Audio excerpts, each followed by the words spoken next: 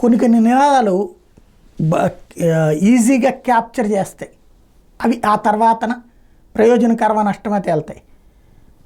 ఇప్పుడు అందులో కీలకమైనటువంటి మహారాష్ట్రలో భారతీయ జనతా పార్టీ విజయంలో కీలకమైనటువంటిది బటోంగేతో కటోంగే, ఏ హైతో సేఫ్ హై, బటోంగేతో కటోంగే, విడిపోతే నష్టపోతాం, నాశనం అవుతాం అన్నటువంటి నినాదం.